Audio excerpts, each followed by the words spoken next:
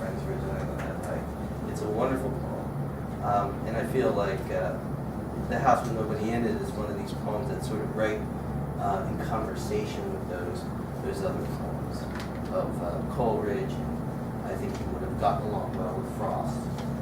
The poet he most reminds me of is the former head of the NEA, who was a wonderful poet named Dana Gioia, who has another connection. He sits, I guess he wouldn't mind me telling you this, I think he sits on the board of the Carmelite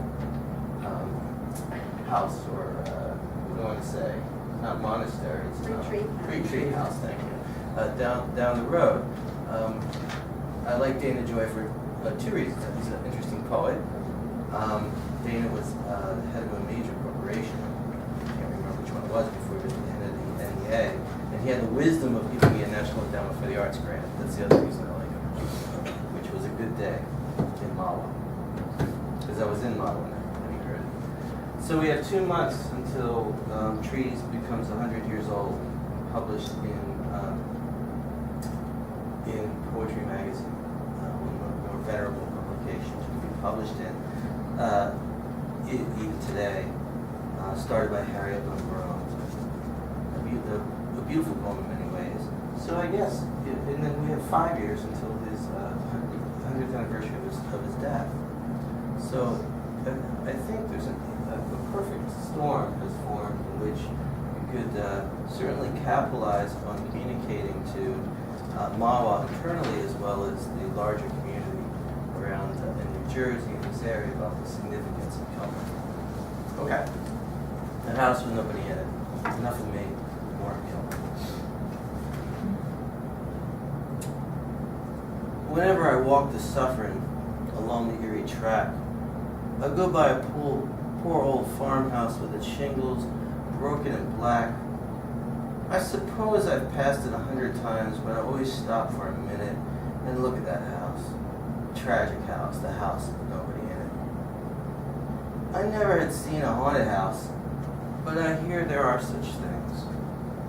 That they hold the talk of spirits, their mirth and sorrowings. I know this house isn't haunted, and I wish it were, I do, for it wouldn't be so lonely if it had a ghost or two.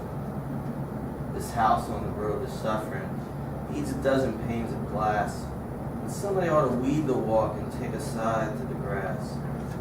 It needs new paint and shingles, the vines should be trimmed and tied, but what it needs the most of all is some people living inside. If I had a lot of money and all my debts were paid, you can tell he was a teacher, right? If I had a lot of money and all my debts were paid, I'd put a gang of men to work with brush and saw and spade. I'd buy that place and fix it up the way it used to be. And I'd find some people who wanted a home and give it to them free. Now, a new house standing empty with staring window and door looks idle, perhaps, and foolish like a hat on its block in the store. But there's nothing mournful about it. It cannot be sad and lone for the lack of something within it that it has never known. But a house that has done what a house should do. A house that has sheltered life. That has put its loving wooden arms around a man and his wife.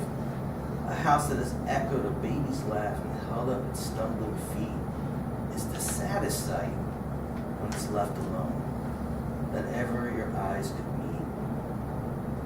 So whenever I go to Suffering along the Erie track, I never go by the empty house without stopping and looking back, yet it hurts me to look at the crumbling roof and the shutters falling apart, for I can't help thinking the poor old house is a house with a broken heart.